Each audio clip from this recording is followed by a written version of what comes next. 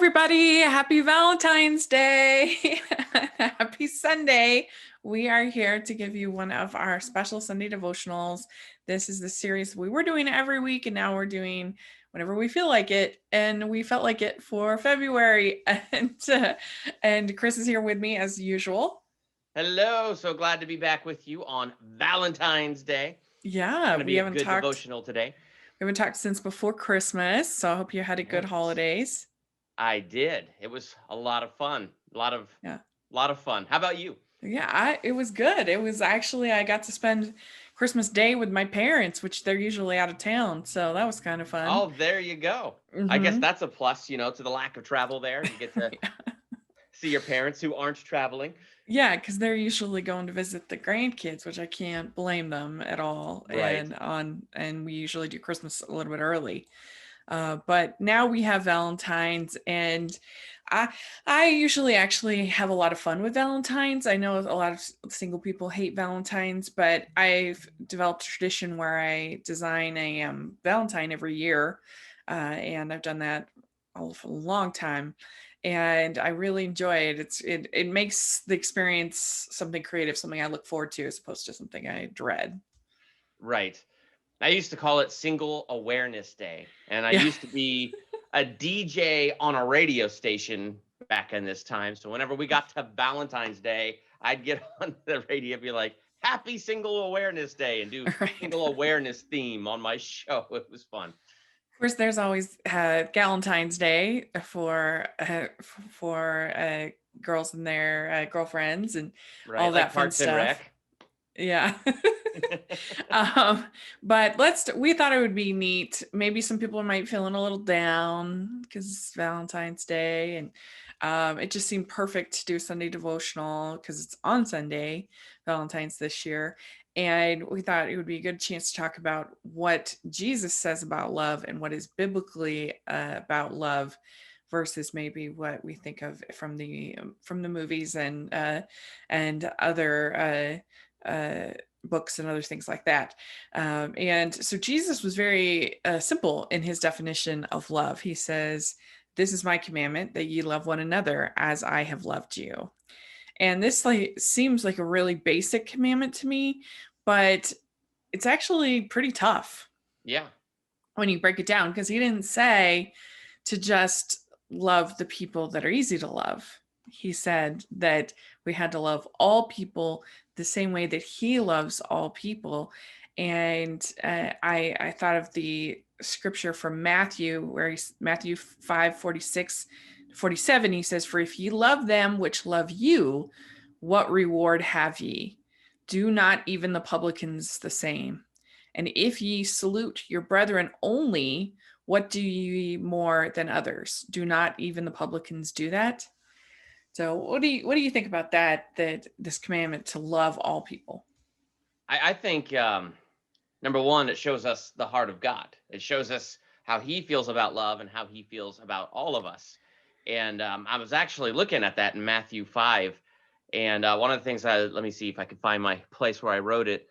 But pray for those who persecute you, that you may be children of your Father in heaven. So love your neighbor. And you've heard it said, love your neighbor and hate your enemy. But I tell you, love your enemies and pray for those who persecute you, and you be like children of your Father in heaven. And this is the part I wanted to get to, because He causes His sun to rise on the evil and the good, and sends rain on the righteous and the unrighteous. And so I feel like when you look at that in Matthew 5, as Jesus is teaching about love, I mean, what a powerful thing. We might hate our neighbor, and they might have truly hurt us and wounded us. And so we might actually truly be hurt by them. And yet God is eager to show them mercy. God is eager to show them the same grace that He has shown us. And then Jesus says, show that love. If you love me, you'll do what I say. And He's saying, love even your enemies. Yeah. Well, and I think it's really easy to kind of think of ourselves as one of the good ones, that we're one of the Yes. easy ones to love. We're one of the Yes. we're soldiers in His army. We're easy to love, but in reality, it's probably the reverse, that we're the Yep. difficult ones. Yes. Oh, if ever I thought that in my life, I got married and now I'm cured. I know I'm not easy to love. Yeah. It's hard, and we've talked about it a number of times on this program about forgiveness and how it's one of the most challenging. It can be one of the most challenging things that God asks us to do, but He does it because He wants us to be happy, because He does love us, and because He is forgiven all. It doesn't mean that we aren't accountable for our actions, and there shouldn't be consequences for our actions, but we can help to heal the wounds that we have through forgiveness. You know what's interesting is, and this doesn't seem like it has anything to do with Valentine's Day, but the story of Jonah, the famous story where he gets thrown off the boat and swallowed by the whale. God gives him this command to go preach to Nineveh, which is an enemy to Israel and an enemy to his people. So God is saying, go preach to your enemy and tell them destruction is coming. You would think you would want to tell your enemy that their destruction is coming, right? But Jonah runs from this call. But what I found really, really, really interesting, and I was just kind of doing this reading last night in Jonah chapter 3, after the whale throws him up, he's walking through Nineveh, he's preaching his message, and Nineveh actually repents. So God was saying destruction is coming on you in 40 days, but Nineveh repents. And so he relents. The destruction is not coming in 40 days because they repented. And in Jonah 4, Jonah has this response. He says, isn't this what I said, Lord, when I was still at home? That this is what I tried to forestall by fleeing to Tarshish? I knew that you are gracious and compassionate, slow to anger and abounding in love, a God who relents from sending calamity. Now, Lord, take away my life, for it is better for me to die than to live. But did you catch that?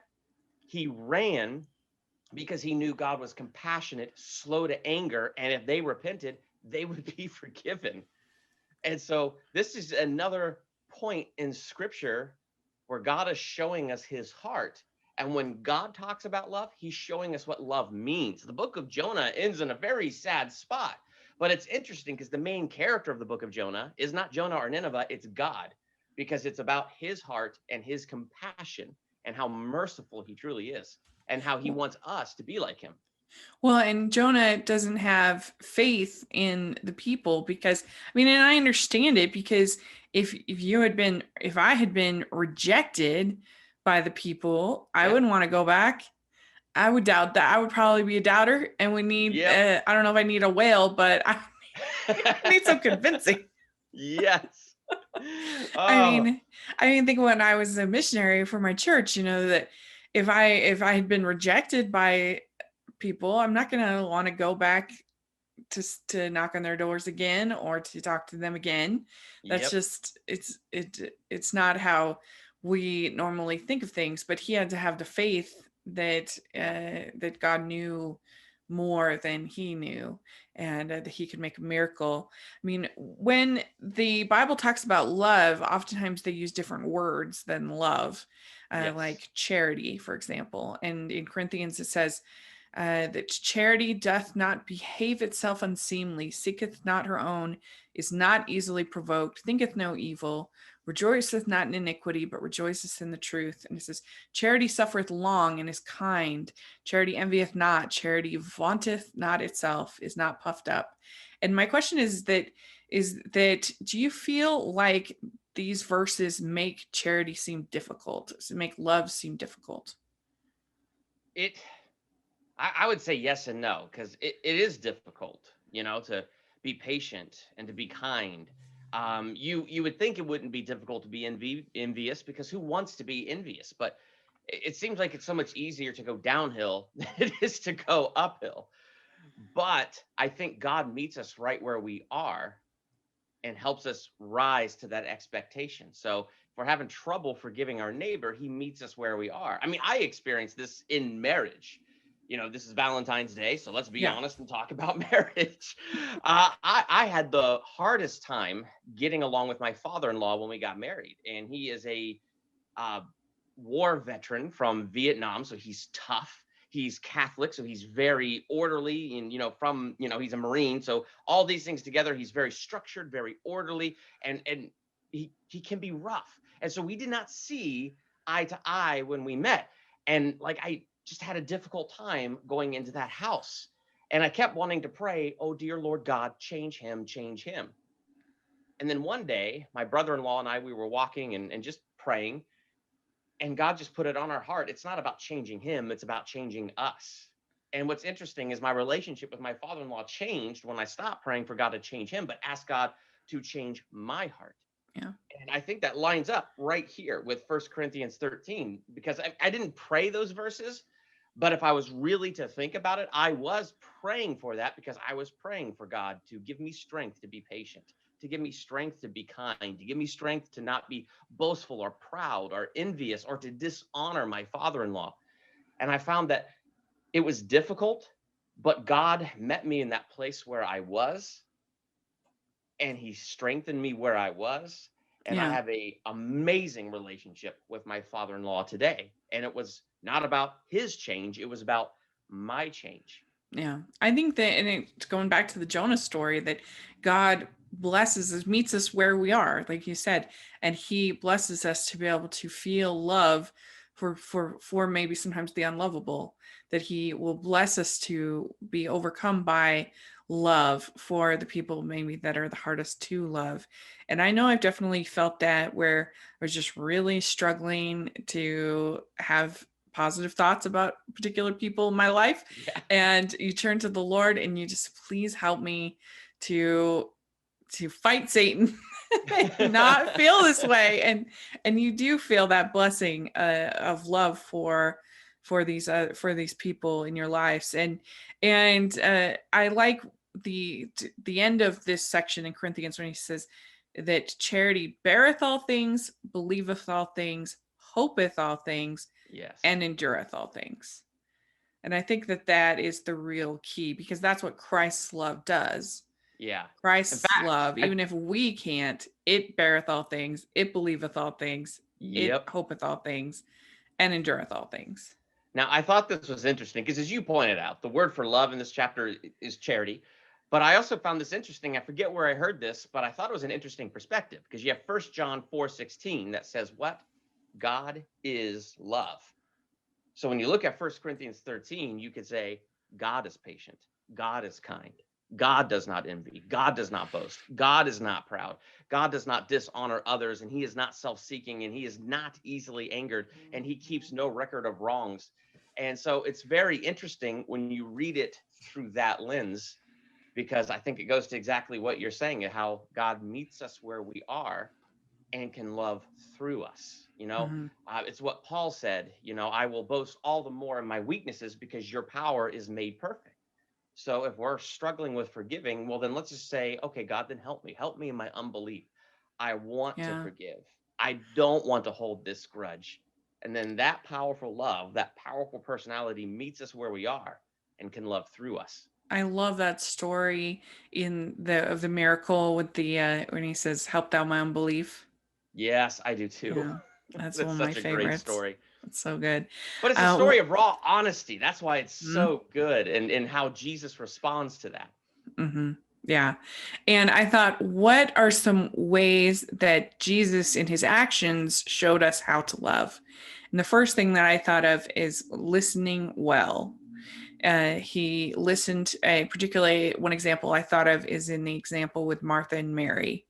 He listened to both Martha and Mary and showed love to both of them. And it says, and Jesus answered and said unto her, Martha, Martha, thou art careful and troubled about many things, but one thing is needful, and Mary hath chosen that good part which shall not be taken away from her. And I think it's such a beautiful example of gentle chastisement while also recognizing and validating both people. So he's teaching Martha, but also validating her that she's careful and troubled about many things, and showing love for her, but also teaching her, but then also validating Mary in her choices. It's such a loving example to me. Yeah. And it's such an important thing to be validated and to validate others. It's Mm-hmm. one of those things you learn in marriage too, because it's like, wow, I talk a lot And I'll learn a lot when I figure out how to listen more and how much that changes things. Yeah.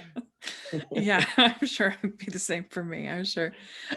Well, so the other example that I thought of is how he showed love is by serving others. And an example I thought of is in Matthew 9 when he had the woman with the issue of blood touches his Yes. garment.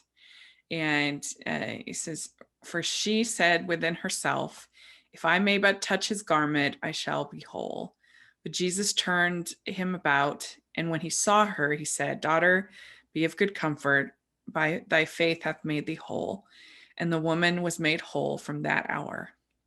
And I think that that is such a touching example that not only did he serve this woman by the miracle, but he took the time to teach her and to let her know of her value. Yeah. Because also think about just the culture and just what was going on in that day. I mean, if she was having a flow of blood for 12 years, that made her unclean. So Right. who has ever touched her in 12 years? I mean, who has ever had that compassion on her in 12 years? So talk about validating her.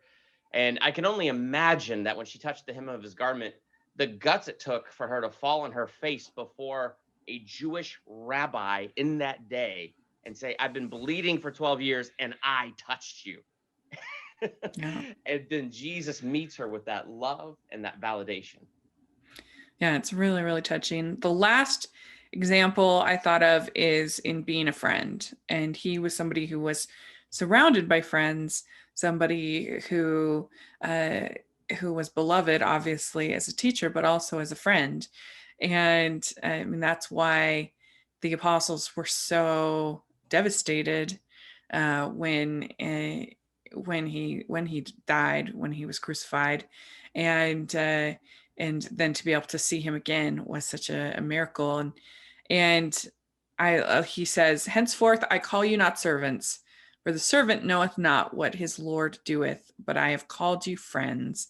For all things that I have heard of my Father, I have made known unto you." So that's John 15:15. And greater love hath no man than this, that man put down his life for his friends. So it's really touching, and I think sometimes that romantic love can feel very frustrating because it's so outside of really of any of our controls, like whether, Yeah. because you have to have another person be invested in wanting to have a relationship with you, right? Like you can't, it's not like I can say 6 months I'm going to get married, that's my goal. And like you can with everything else in life, you can kind of set a goal and have a plan, and you can't do that, and because it involves another person's agency. And but I think that if you think about it in terms of friendship, that is something that we all have control over. Yeah, definitely. And, in my marriage, I look at my wife as my best friend. And Yeah. so, when we got married, of course, everything was in those rose-colored glasses and, everything was romantic and peachy. But it's just the natural course of humanity that is something that doesn't last. Like Mm-hmm. we settle into the real life. And when you do that, I mean, you look at a lot of people avoid reading 1 Corinthians 13 at weddings now because it's so unbelievably cliche. And even though it is cliche, it's this incredibly important reminder that love is patient and love is kind. And I love what you said about that friendship because, I mean, I love my wife dearly, but she is also my best friend. And so it Yeah. is that friendship that we have that is nurtured every single day. Yeah, I think that that's key. I think my parents are a really good example of that too, because they have a lot of differences. They're very different tastes and styles and different, they're different humans, of course, but they're really good friends with each other, and I think that's what's made their marriage last. And so I think that should be our goal. But I think it's something we can all work on listening better. We can all work on serving others more, and we can all work on being a friend. And so I think that's something that we can take with us this Valentine's, is to try this year to be a better friend, to serve others, and to listen better. And I think we'll be a lot happier if we do, and we'll feel more of God's love in our life. Agreed. Yep. So let us know your thoughts of this devotional, how you're feeling on this Valentine's Day. We'd love to hear in the comments section. And you can follow us both on Twitter. And Chris, where can people find you?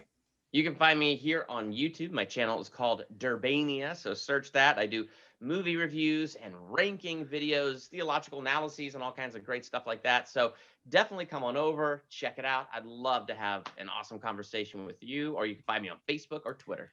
Yeah, y'all should definitely check it out, and make sure you're following me at Rachel's Reviews, all of our social media, iTunes, YouTube, and on Rotten Tomatoes. And I'll put our list, our playlist of all the other Sunday devotionals that we've done. I'm really proud of them. I really love them. And thanks so much. We'll probably be back for an Easter one come in a couple of months. So make sure to check out for that. And thanks again to everybody, and we'll talk to y'all later. Bye.